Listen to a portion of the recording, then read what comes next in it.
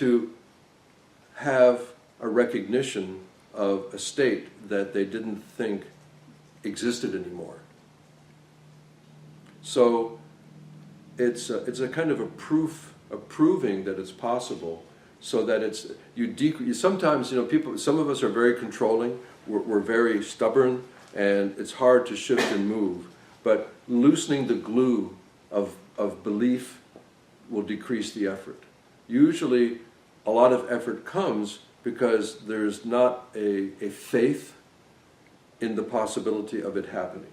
Because there's no faith, then you got to make it happen. That if you don't really know that you can just calmly settle your attention into your hand, you think you have to do it. And it's that doing that is getting in the way of the action. So fortunately, there are compositions that help a person have faith, so that they're easily able to go there with decreasing amounts of effort.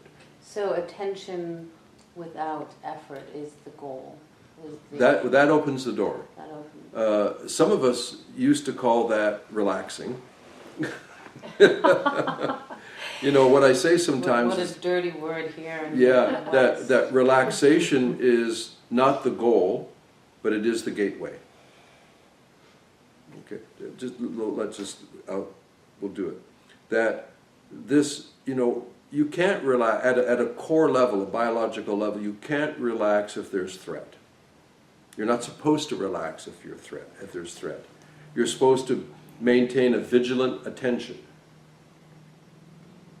So working with this very primitive limbic system disposition, that's the role, remember your thing, that's the role of the limbic system. Archaically, sensation comes in, and the very first thing that the central nervous system has to do, accepting it, okay, into the spinal cord, but the first thing in the organization, like into the brainstem coming up into what, we used to call reptilian brain, the paleomammalian brain, the limbic system, the very first thing that the central nervous system has to do is to make an immediate assessment as to whether this is a threat or no threat.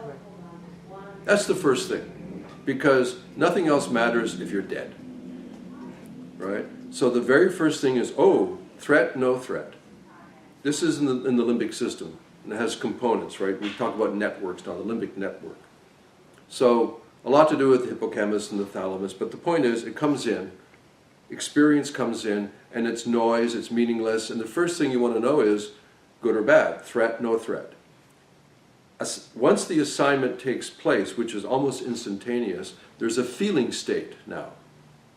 And the information is now streaming up into the cortex where we have thoughts. Now we make a story that fits the feeling.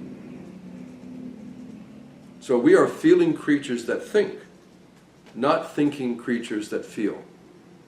This whole idea that the thought makes the feeling, that's not correct. Although you can put the cart before the horse if you want, but the idea is you'll be thinking the way you're thinking because you already have a disposition. You already have a feeling state. And that's why working with feeling states is so important before having success in cognitive states. If you explore a person's belief, what you'll find is they have a basic kind of threat, no threat column. Good, bad. It can be very black and white, sometimes too black and white, right? But that's why working with the neuralites, so much of the work is done to enable the cognitive change by modifying the feeling state towards a positive tilt of this is good, this is safe, instead of this is dangerous, this is a threat. That disposition, she had one first, and we'll do you a second. Yes, what was your point? It wasn't the point. I was going to ask you, with this patient you were talking about, first of all, if that was the first time that you saw her, and is it Yes, okay? it was the first time. Okay, so would you start out then with something having to do with attention first? No. Or did you go right to that? Okay, so I'd love to know more at some point, Mhm. because I was under the impression that you wanted us to start in the brain gym with people. But the brain gym is, yeah, I haven't broken down into capacity and demand yet. I want to lay this kind of perspective down, then I'm going to break it down more. That's a perfect question. I'll make clear about that point. This is general methodology, a general principle. Well, later on, what Meridian is referring to is something that I'll talk about first theoretically, then immediately apply it in practicum, that there is the issue of capacity and demand. And I'm going to elaborate on that once we finish this kind of perspective about neuroplasticity, attention, story, feeling. You know, when you understand these things, you're going to be a lot more creative with your application of the neurolite, because the neurolite is designed as a reflection of how the brain behaves. If you know how to better signal the brain, you are more likely to message the mind. And the fact is that so much of this pre-exists, but we've never framed it as neuroplasticity, and we've never had instruments like this to use. So I guess what I'm wanting to do now is have you recognize that in practical terms, the theories of why it works practically pre-exist the neurolite as an instrument. It's not as though this is doing something that is not normal or natural. It's just that it's an efficient instrument to do that. Okay? So I just want to understand, when you refer to compositions, Yes. are you talking about compositions of light and music together? You create those, Yes. and based on basically how open the person is or where they are on the path in their life, those different compositions are designed to unlock these different possibilities in their brain to stimulate the neuronal activity that will create these opportunities for the brain to be creative in its own natural way. Is that right? I would say that's, yeah. Yes, the answer is so yes. you'd have to know a little bit about the patient, why they're there, and Yes. kind of like how open they are to this before you can Yeah, choose the correct composition. Yeah, I'm going to elaborate on that in terms of what I call my interview methodology. Okay. And again, you may develop your own interview methodology because you have pre-existing skills or dispositions. I'm going to tell you one way that works well for most people, and you can use it or not. One thing I want to refine, it's just a nuance, but the sound is not music.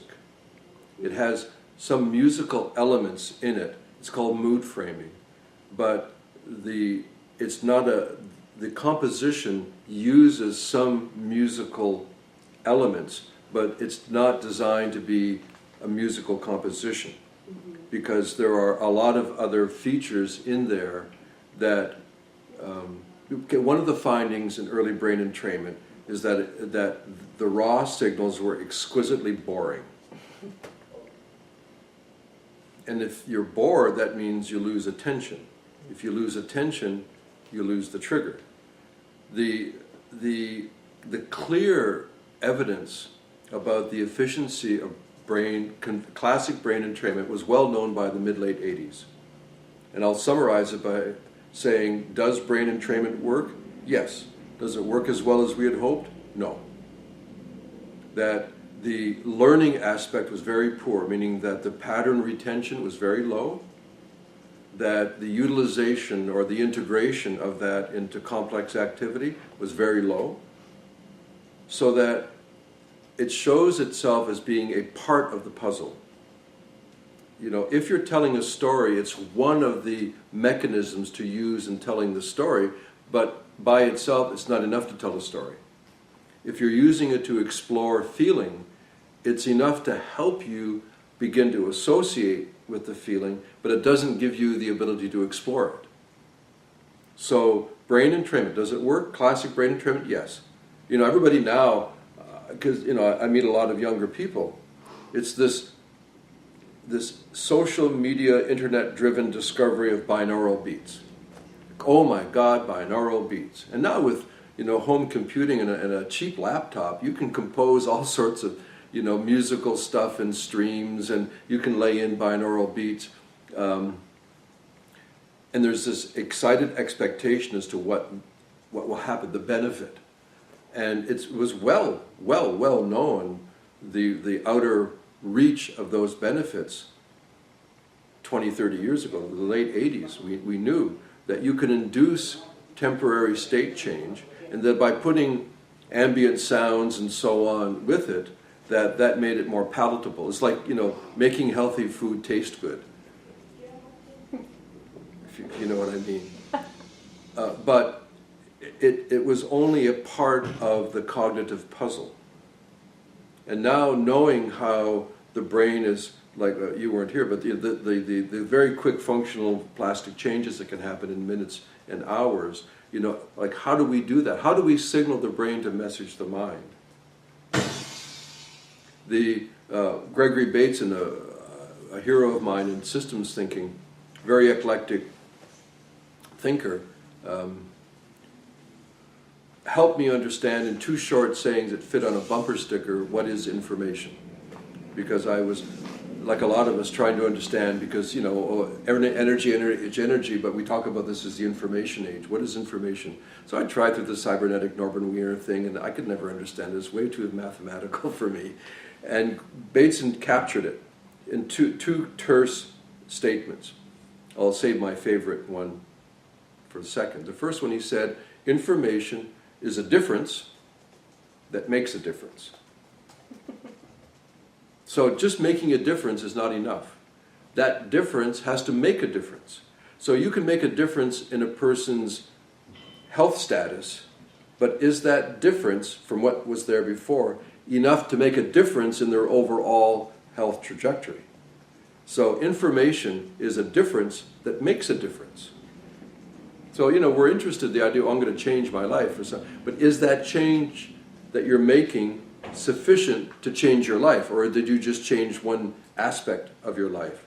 So he said that information, a system, a complex adaptive system, recognizes stimulation as being important, as being information, is making a difference to make a difference. It's a difference that makes a difference.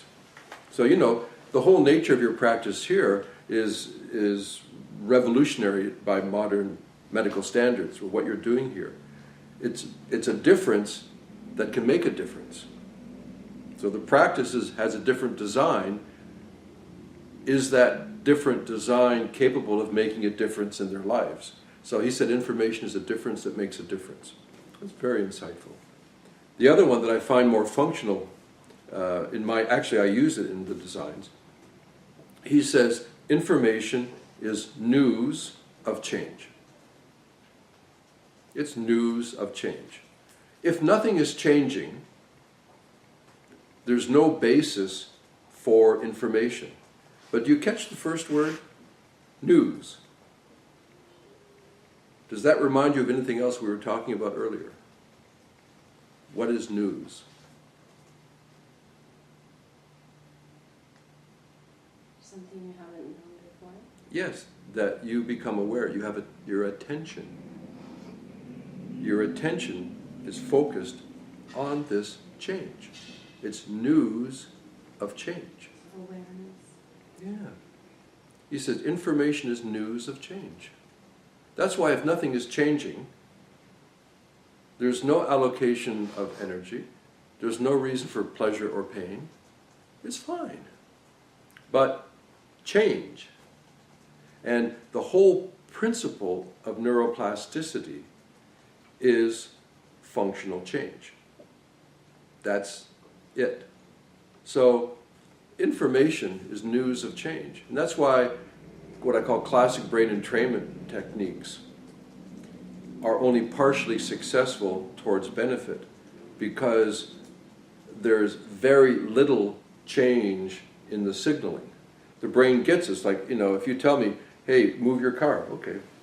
Could you please move your car? Yeah, okay.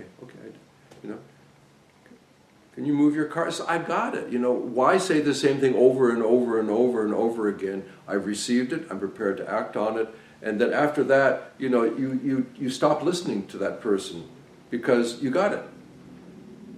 So brain entrainment is very functional in the moment to induce a direction towards a state change, but after that, the integration is very low. It doesn't fit into the complexity of problem solving and what you need. You can remember that it happened, go into it, but it's not been that. So, neuroplastic principle is based on attention and either storytelling or feeling exploration. And there are ways of doing that in the sound. Just as an example, whatever you hear that sounds musical, which is not a full composition, it's just, there's kind of a musical, it's like probably the most famous music theme of all was done with only one very unlikely instrument. The instrument was the tuba, the big whoop, whoop, whoop, whoop, whoop, whoop. It was Jaws. Right, the film, which is quite old now, but the film Jaws. One of the most effective, well-known, except now for Mission Impossible, da, da, da, da, da, da, right? But they're able to capture an entire movie theme in just 8 or 9 notes, just like 2 or 3 bars with a tuba. Turns out, deep, resonant bass tones, like the voice of Darth Vader, that these tones elicit threat because humans have been, in the past, most classically threatened by growling big animals. That tone elicits threat. Right? So, in the neurolite, in the sound aspect, which is not music, but has some musical aspects, in the musicality, or even whether it's like the sound of a stream, I've modulated 40 hertz into that. Every composition in the sound feature has 40 hertz. But you'll never recognize it. You'll never hear it. But it's embedded. Your brain will get the signal, but you won't recognize it. Why 40 hertz? Well, I'll give you a few examples. Nobody knows why, but 40 hertz washes back and forth over the brain like a windshield wiper. Just these waves of 40 hertz. Back and forth, back and forth. It seems to be some kind of organizer, filter, conductor, integrator, something or other. And it's just there. So you can talk, you think, 10 hertz. The brain never has one frequency. If it has one frequency, it means you're like a second away from dead. There's always a lot going on, a lot. Every area has different dominances, and usually they're chords more than notes. But 40 hertz, it's this organizer. Interestingly, there's this thing called the flicker fusion frequency. When we're not able to distinguish the beat, whether it's flashes of lights or sounds, it just sounds like a tone. Before it would be like beep, beep, beep, beep, beep, beep, beep, beep. Once you get between 35 up to 40, we can't discriminate anymore. It just sounds like a single tone, or there's no flashing light anymore. It just seems like light. Like, all famously the fluorescence. Unless you do like that, it looks like continuous light, but it's actually not. So that's around 40 hertz. And I knew this well before this recent study was released out of MIT. You've probably heard about its famous mouse study. They bred a variety of mice that accumulated amyloid plaques in the brain, like in Alzheimer's. That's one of the signature structural features of Alzheimer's, is the accumulation of amyloid plaques in the brain, mostly in the hippocampus. In the mice, it was mostly in the visual cortex. But anyway, now, I don't know how they arrived at this methodological approach.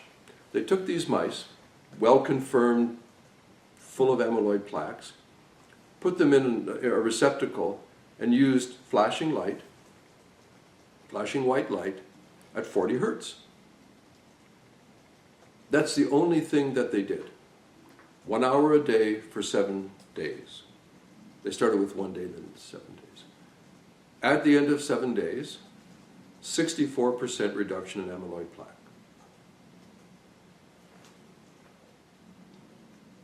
what's going on?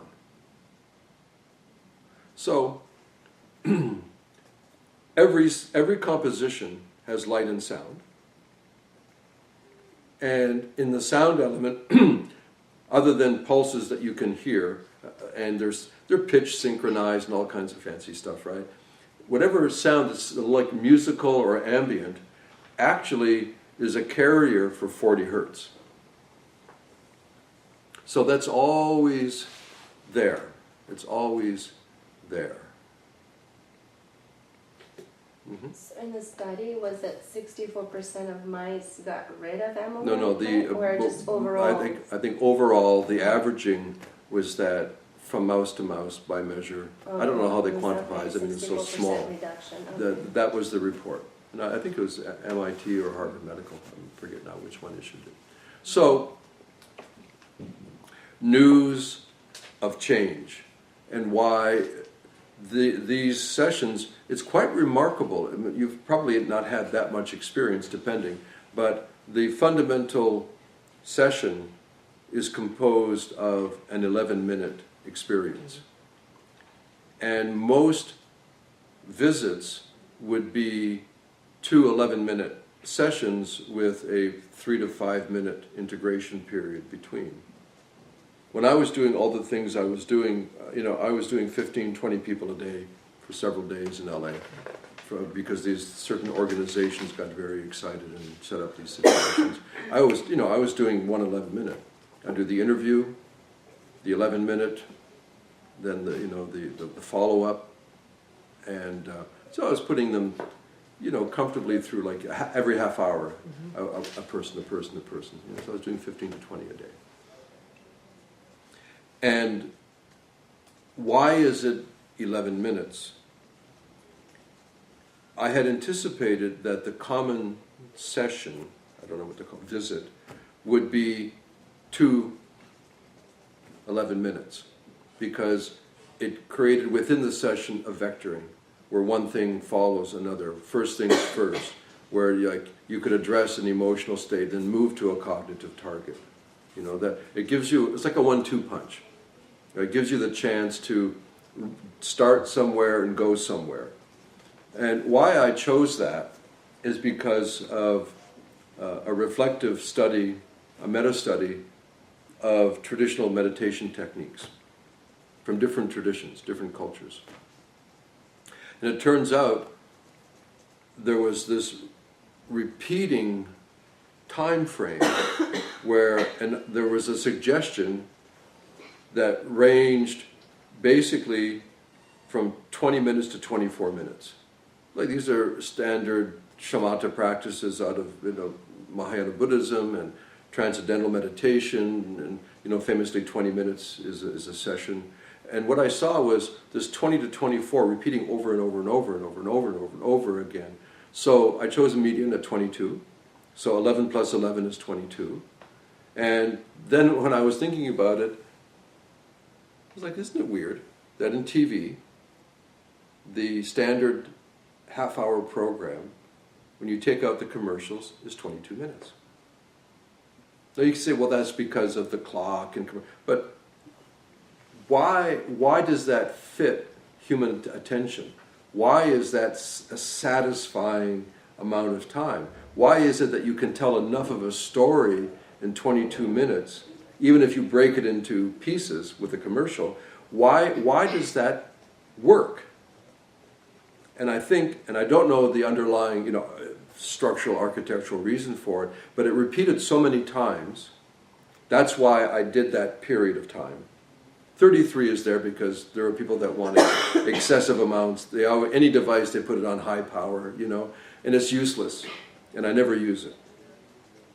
22 on occasion, if I feel really confident that I want to drip feed something, right? And I'll take the light intensity down and it'll run. But 11 minutes is the standard. And truthfully, what happens, and if you've had enough experience, for most people, within just a couple of clock minutes into it, they lose sense of time anyway, even sense of space. They're in this thing. And when it ends, they really don't have much of an association that it was 11 minutes. They can guess short, they can guess long. If you don't tell them it's 11 minutes, usually they're incredulous. They don't really believe that. They think it's much longer. And especially if you give them that integration period of like 3 to 4 minutes, like 3 to 5 minutes of being there, they also won't know how long that was. So, on a practical level, there are reasons for the design, but the reasons are coming out of what I'll call pre-existing systems that are just being framed differently because of neuroplasticity and technology. All right? So let's take a break, okay? Just 5 minutes, and